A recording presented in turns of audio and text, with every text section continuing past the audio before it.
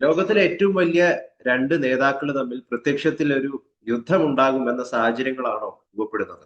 കഴിഞ്ഞ ദിവസം American president Donald Trump ചൈനയ്ക്ക് മേൽ 100% തീരുവയാണ് ഏർപ്പാടാക്കിയിരിക്കുന്നത്. നവംബർ 1 തീയതിയോടുകൂടി ഇത് പ്രാബല്യത്തിൽ വരുമെന്നാണ് അദ്ദേഹത്തിന്റെ ട്രൂത്ത് സോഷ്യൽ അക്കൗണ്ടിൽ അദ്ദേഹം രേഖപ്പെടുത്തിയിരിക്കുന്നത്. നമുക്കറിയാം, ഈ നേരത്തെയും ഇത്തരത്തിൽ ചൈനയ്ക്ക് മേൽ ട്രംപ് എന്താണ് താരിഫ് ഈടാക്കിയിട്ടുണ്ട്, കൊണ്ടുവന്നിട്ടുണ്ട്. 30%, നിലവിൽ 30%. അതിൽ നിന്നാണ് 100% എല്ലാ ചൈനീസ് പ്രൊഡക്ട്സിന് മേലും ഏൽപ്പിച്ചിരിക്കുന്നത്. അപ്പൊ ഇത്തരത്തിലൊരു നീക്കം നടത്താൻ വേണ്ടി ട്രംപിനെ പ്രേരിപ്പിച്ച ഘടകം നിലവിൽ എന്താണ്? എന്ത് ഭീഷണിയാണ് ചൈനയിൽ നിന്ന് ട്രംപ് നേരിടുന്നത്? ഈ സാഹചര്യങ്ങളെയൊക്കെ ഒന്ന് വിശദീകരിക്കാം. ചൈനയ്ക്ക് മേൽ ഇപ്പോൾ അമേരിക്ക ഇതുവരെ ചുമത്തിയിരുന്ന തീരുവ വെറും 30%. അങ്ങനെ ഇരിക്കെ കുറച്ച് മണിക്കൂറുകൾക്ക് മുമ്പാണ് ഡൊണാൾഡ് ട്രംപ് പുതിയൊരു പ്രഖ്യാപനവുമായിട്ട് രംഗത്ത് വന്നത്. അതായത് ചൈനീസ് ഉൽപ്പന്നങ്ങൾക്ക് അമേരിക്കയിലേക്ക് ഇറക്കുമതി ചെയ്യുമ്പോൾ അവയ്ക്ക് മേൽ 100% നികുതി ചുമത്തും എന്നുള്ള ഒരു മുന്നറിയിപ്പ് അല്ലെങ്കിൽ ഭീഷണിയാണ് ട്രംപ് മുഴക്കിയിരിക്കുന്നത്. ഈ കഴിഞ്ഞ ദിവസം വരെ ഇന്ത്യക്ക് മേൽ 50% നികുതി അല്ലെങ്കിൽ തീരുവ ചുമത്തിയ അമേരിക്ക ചൈനയ്ക്ക് മേൽ അതേ കുറ്റം ചെയ്ത ചൈനയ്ക്ക് മേൽ വെറും 30% തീരുവയാണ് ചുമത്തിയിരുന്നത്. രണ്ടു കൂട്ടരും ചെയ്ത കുറ്റം എന്താണ്? റഷ്യയിൽ നിന്നും ക്രൂഡ് ഓയിൽ വാങ്ങിക്കുന്നു. ചൈന ആകട്ടെ ഇന്ത്യയെക്കാൾ അധികം ക്രൂഡ് ഓയിൽ റഷ്യയിൽ നിന്ന് വാങ്ങിക്കുന്നു. ചൈന റഷ്യയിൽ നിന്നും പ്രകൃതിവാതകം വാങ്ങിക്കുന്നു. പക്ഷേ ഒരേ തെറ്റ് ചെയ്യുന്ന രണ്ടുപേർക്ക് രണ്ട് ശിക്ഷയാണ് ട്രംപ് വിധിച്ചത്. അങ്ങനെ ഇരിക്കുമ്പം ഉറങ്ങിക്കിടക്കുന്ന ട്രംപിന് ഇന്നലെ ഒരു വിളി തോന്നി. ആ വിളിയിലാണ് ട്രംപ് തീരുവ കുത്തനെ 100%ആക്കി മാറ്റിയത്. എന്താണ് ഇതിൻ്റെ കാരണം? അത് പല കാരണങ്ങളുണ്ട്. അതിൻ്റെ ഒരു പ്രധാനപ്പെട്ട കാരണം അമേരിക്കയിൽ നിന്നുള്ള സോയാബീൻ ഇറക്കുമതി ഒറ്റയടിക്ക് ചൈന പൂർണ്ണമായിട്ട് നിർത്തിക്കളഞ്ഞു. അമേരിക്കൻ സോയാബീൻ കർഷകരുടെ ഏറ്റവും വലിയ മാർക്കറ്റാണ് ചൈന. ആ സോയാബീൻ കർഷകരാകട്ടെ ട്രംപിന്റെ ഏറ്റവും വലിയ അനുകൂലികളുമാണ്. അപ്പോൾ ഇതായിരുന്നു വളരെ പെട്ടെന്നെടുത്ത ഈ തീരുമാനത്തിന്റെ പിന്നിലെ ഒരു പ്രധാനപ്പെട്ട വസ്തുത. രണ്ടാമത്തെ വസ്തുത, ചൈനയിൽ നിന്നും അമേരിക്കയിലേക്ക് അല്ലെങ്കിൽ മറ്റു രാജ്യങ്ങളിലേക്ക് കയറ്റുമതി ചെയ്യുന്ന അപൂർവ ധാതുക്കളുടെ കാര്യത്തിൽ വലിയ നിയന്ത്രണം വീണ്ടും ചൈന കൊണ്ടുവന്നു. ഇത് അമേരിക്കയെ സംബന്ധിച്ചിടത്തോളം വലിയ പ്രതിസന്ധി ഉണ്ടാക്കും. അതായത് ഈ ഇലക്ട്രിക് വാഹനങ്ങളിലൊക്കെ ഉപയോഗിക്കുന്ന ഒരുപാട് അനുബന്ധ ഘടകങ്ങൾ ഈ അപൂർവ ധാതുക്കളിൽ നിന്നുള്ളതാണ്.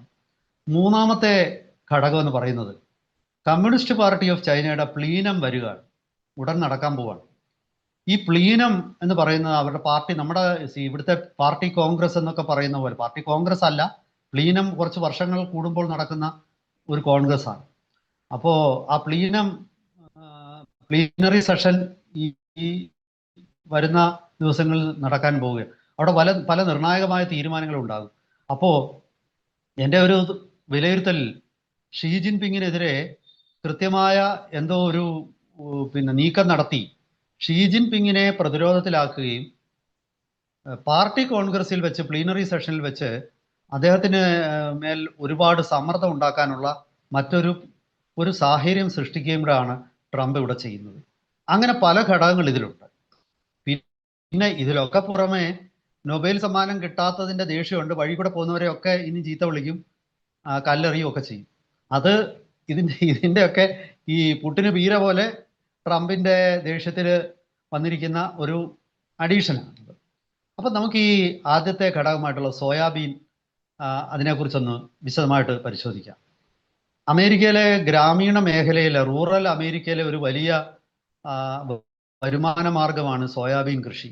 ഈ സോയാബീൻ ചൈനയിൽ ഉപയോഗിക്കുന്ന സോയാബീൻ്റെ 60%വും 2021 വരെയുള്ള കാലഘട്ടത്തിൽ അമേരിക്കയിൽ നിന്നായിരുന്നു ഇറക്കുമതി ചെയ്തിരുന്നത്. പക്ഷെ പെതുക്കെ ചൈന നിലപാട് മാറ്റി. ചൈന എന്ത് ചെയ്യുന്നു വെച്ചാൽ തെക്കേ അമേരിക്കൻ രാജ്യങ്ങൾ, ബ്രസീൽ പോലുള്ള രാജ്യങ്ങളിൽ ചൈന അങ്ങോട്ട് പൈസ കൊടുത്ത്, കർഷകർക്ക് പൈസ കൊടുത്ത് അവരെ കൊണ്ട് കൃഷി ചെയ്യിക്കും. എന്നിട്ട് ആ ഉൽപ്പന്നം ചൈന കുറഞ്ഞ വിലയ്ക്ക് വാങ്ങാൻ തുടങ്ങി. ചൈനയുടെ മറ്റൊരു തന്ത്രമാണ്.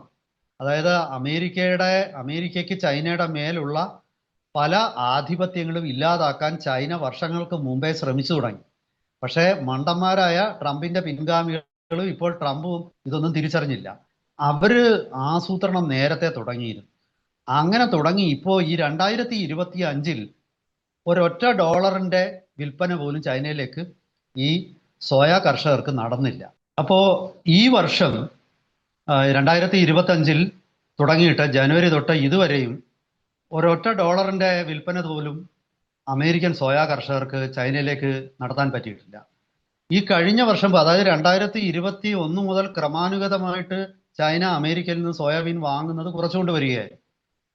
ഈ കഴിഞ്ഞ വർഷം, അതായത് 2024 പോലും ഏതാണ്ട് 13 ബില്യൺ, അതായത് 1300 കോടി ഡോളറിന്റെ കയറ്റുമതി ചൈനയിലേക്ക് അമേരിക്കയിലെ സോയാ കർഷകർ നടത്തിയിരുന്നു. പക്ഷെ ഈ വർഷം ഒരൊറ്റ ഡോളറിന്റെ കയറ്റുമതി പോലും നടത്താൻ അവർക്ക് പറ്റിയില്ല. ഇത് അമേരിക്കയിലെ സോയാ കർഷകരെ വലിയ തോതിൽ ബാധിച്ചിട്ടുണ്ട്. ഇത് വെള്ളക്കാരായ കർഷകരാണ് ഈ സോയാ ബിസിനസ് കൃഷി കൂടുതൽ നടത്തുന്നത്. അവർ അമേരിക്കയിലെ ഗ്രാമീണ പ്രദേശങ്ങളിലുള്ള കർഷകർ. അപ്പൊ അവര് എല്ലാം റിപ്പബ്ലിക്കൻ പാർട്ടിയുടെ അനുഭാവികളാണ്. പ്രത്യേകിച്ച് ട്രംപിന് ഈ കഴിഞ്ഞ പ്രസിഡന്റ് തെരഞ്ഞെടുപ്പിൽ അവിടുന്ന് പോൾ ചെയ്ത വോട്ടുകളുടെ 77% ട്രംപിനായിരുന്നു എന്നാണ് പറയുന്നത്. അപ്പോൾ അതിന്റെ അവരുടെ ഇടയിൽ ട്രംപിനുള്ള ഒരു സ്വാധീനം നമുക്ക് വളരെ കൃത്യമായിട്ട് മനസ്സിലാക്കാം. 77% വോട്ട് ഇന്ത്യയിൽ പോലും ഒരിടത്ത് മോഡിക്ക് പോലും കിട്ടാറില്ല. അത്തരം ഭീകരമായ ഒരു ഭൂരിപക്ഷമാണ് സോയാ കർഷകര് ചൈനയ്ക്ക് കൊടുത്തത്. അങ്ങനെയുള്ള സോയാ കർഷകര് അവർക്ക് ബുദ്ധിമുട്ടുണ്ടാകുന്നത് ട്രംപിനെ സംബന്ധിച്ചിടത്തോളം പ്രതിസന്ധി തന്നെയാണ്. കാരണം വീട്ടിൽ പിന്നെ പിന്തുണയില്ലെങ്കിൽ പിന്നെ പറഞ്ഞിട്ട് കാര്യമില്ല, ട്രംപ് പ്രസിഡന്റ് സ്ഥാനം പോകും. അതൊരു വിഷയം. പിന്നെ രണ്ടാമത്തെ വിഷയം ഞാൻ പറഞ്ഞല്ലോ, അപൂർവ ധാതുക്കൾ. ഈ അപൂർവ ധാതുക്കളുടെ വിഷയത്തിൽ ഇടയ്ക്ക് അമേരിക്കയും ചൈനയും തമ്മിൽ ചില ഒത്തുതീർപ്പുകളിലൊക്കെ എത്തിയിരുന്നു. ഇപ്പോഴും അപൂർവ ധാതുക്കളുടെ മാർക്കറ്റ് ഭൂരിഭാഗവും നിയന്ത്രിക്കുന്നത്, അതായത് 70%-ലധികം ലോകത്ത് 70%-ഓളം അപൂർവ ധാതുക്കൾ മാർക്കറ്റിൽ അവൈലബിൾ ആകുന്നത് ചൈനയിൽ നിന്നാണ്. അപ്പൊ ചൈന വീണ്ടും അതിന് നിയന്ത്രണം കൊണ്ടുവന്നു. അമേരിക്കയിലെ സെമി കണ്ടക്ടർ ചിപ്പ് വ്യവസായത്തിന്, അതുപോലെ പ്രത്യേകിച്ച് അമേരിക്കയിലെ ഇലക്ട്രിക് കാർ നിർമ്മാണം, അങ്ങനെ വിവിധ മേഖലകൾ, സോളാർ വൈദ്യുതി ഉൽപാദന കേന്ദ്രങ്ങൾ, ഇവിടെയൊക്കെ തന്നെ ഇത് കാരണം വലിയ പ്രതിസന്ധിയിലാണ്. അപ്പം സ്വാഭാവികമായിട്ടും അമേരിക്കയെ സംബന്ധിച്ചിടത്തോളം പിന്നെ അമേരിക്ക ഒരു കാര്യം തിരിച്ചറിയുന്നു. അമേരിക്ക ചെയ്യുന്ന വിട്ടുവീഴ്ചകൾ ഒന്നും തന്നെ ചൈന കണക്കിലെടുക്കുന്നില്ല. അതിന് വളരെ കൃത്യമായ കാരണമുണ്ട്. കാരണം പിന്നെ ചൈനയും അമേരിക്കയും തമ്മിലുള്ള വ്യാപാരത്തിൽ വളരെ വളരെ മേൽക്കൈ ചൈനയ്ക്കാണ്. അമേരിക്കയുടെ ഉൽപ്പന്നങ്ങളൊന്നും ചൈനയ്ക്ക് ആവശ്യമില്ല. റഷ്യ അല്ല ചൈന. അമേരിക്ക ട്രംപ് ചിന്തിക്കുന്നത് പോലെ ഉപരോധം ഏർപ്പെടുത്തിയിട്ട് റഷ്യയെ അല്ലെങ്കിൽ ഇറാനെ ഒന്നും ചെയ്യാൻ പറ്റിയിട്ടില്ല. ചൈനയുടെ മേൽ ഉപരോധം ഏർപ്പെടുത്താൻ നടക്കുന്ന കാര്യമല്ല. ചൈനയുടെ മേൽ അമേരിക്ക ഉപരോധം ഏർപ്പെടുത്തിയാൽ അമേരിക്കയിൽ വലിയ വിലക്കയറ്റം ഉണ്ടാകും, വലിയ ഭീകരമായ വിലക്കയറ്റം ഉണ്ടാകും. വരാനിരിക്കുന്ന ദിവസങ്ങളിൽ ട്രംപ് എന്ത് ചെയ്യണം എന്നറിയാതെ ട്രംപ് നട്ടം തിരിഞ്ഞു നിൽക്കുകയാണ്. അതാണ് ഇപ്പോൾ ട്രംപ് ഇത്തരം നിലപാടുകളിലേക്ക് പോകുന്നത്. മാത്രവുമല്ല, ഇന്ത്യയും ചൈനയും തമ്മിലുള്ള ബന്ധം വളരെ മെച്ചപ്പെട്ടു. അല്ലെങ്കിൽ ഇതുവരെ പിന്നെ ട്രംപിന്റെ മുന്നിൽ ഓരോ ഓപ്ഷൻ ഉണ്ടായിരുന്നു. ഇന്ത്യയുമായിട്ടുള്ള ബന്ധം മെച്ചപ്പെടുത്തിക്കൊണ്ട് ഇന്ത്യയിലേക്ക് അമേരിക്കൻ കമ്പനികളെ നിക്ഷേപം ചൈനയിൽ നിന്നും മാറ്റിക്കൊണ്ട് ഇന്ത്യയിലേക്ക് നിക്ഷേപിക്കാൻ പ്രേരിപ്പിച്ചുകൊണ്ട് ട്രംപിന് ചൈനയെ വരുതിക്ക് നിർത്താമായിരുന്നു. പക്ഷേ ഇപ്പോൾ യാതൊരു കാരണവശാലും ട്രംപിന്റെ മുന്നിൽ ആ ഓപ്ഷനും ഇല്ല. അതായത് ട്രംപിന്റെ മുന്നിൽ വഴികളൊന്നുമില്ല, ഒരേ ഒരു വഴിയാണ്, അത് ചൈന തന്നെയാണ്. ആ വഴി ട്രംപ് തന്നെ അടയ്ക്കുന്ന ലക്ഷണമാണ്. ഇത് 100% തീരുക എന്നുള്ളത് ട്രംപ് അമേരിക്കൻ വ്യവസായങ്ങളുടെ, അമേരിക്കൻ വാണിജ്യത്തിന്റെ ശവപ്പെട്ടിയിൽ ട്രംപ് അടിക്കുന്ന അവസാനത്തെ ആണി തന്നെയാണെന്നുള്ളതിൽ സാമാന്യ ബുദ്ധിയുള്ളവർക്ക് ആർക്കും സംശയമില്ല. ഇങ്ങനെ ട്രംപിന്റെ തീരുമാനം അനുസരിച്ച് ലോകം മുഴുവൻ ചാടിക്കളിക്കടാ കുഞ്ഞിരാമ, ആടിക്കളിക്കടാ കുഞ്ഞിരാമ എന്ന് പറയുമ്പോൾ ലോക നേതാക്കന്മാർ മുഴുവൻ അങ്ങനെ ആടിക്കളിക്കുമെന്നുള്ള ട്രംപിന്റെ തെറ്റിദ്ധാരണ കൊണ്ടാണ് ട്രംപ് ഇപ്പോൾ ഇത്തരം ഒരു തീരുമാനം എടുത്തിരിക്കുന്നത്. ഇത് സ്വയം കൃത അനർത്ഥമായിട്ട് കുറച്ചു നാളിന് ശേഷം മാറാൻ പോവുകയാണ്. എന്തായാലും ശരി, ചൈനയെ സംബന്ധിച്ച് ചൈന വിട്ടുവീഴ്ച എടുക്കുന്ന നിലപാട് ഉണ്ടാകുമെന്ന് എനിക്ക് തോന്നുന്നില്ല. പ്രത്യേകിച്ച് പാർട്ടി കോൺഗ്രസ് അടുക്കുമ്പോൾ ദുർബലനായ ഒരു നേതാവായിട്ട് പാർട്ടിയിൽ നിന്നും വിമർശനം ഉണ്ടാകാനുള്ള ഒരു സാഹചര്യം സൃഷ്ടിക്കാൻ ഷീ ജിൻപിങ് തയ്യാറാകും എന്ന് എനിക്ക് തോന്നുന്നില്ല. അങ്ങനെയുള്ള ഒരു പ്രത്യേക സാഹചര്യമാണ് ഇപ്പോൾ നിലനിൽക്കുന്നത്. എന്തായാലും വരും ദിവസങ്ങളിൽ ഇത് കൂടുതൽ ഈ ക്രൈസിസ്, ഈ പ്രതിസന്ധി കൂടുതൽ വഷളാവാനാണ് സാധ്യത. നമുക്ക് പുതിയ അപ്ഡേറ്റ്സുമായിട്ട് അപ്പോൾ പ്രേക്ഷകരെ കാണാൻ നമ്മുടെ സമയം അവസാനിച്ചിരിക്കുന്നു. എന്തായാലും ശരി, ട്രംപിനെ സംബന്ധിച്ച് ഇനി വരും ദിവസങ്ങൾ അത്ര എളുപ്പമുള്ളതാകാൻ സാധ്യതയുണ്ടെന്ന് തോന്നുന്നില്ല. Thank you.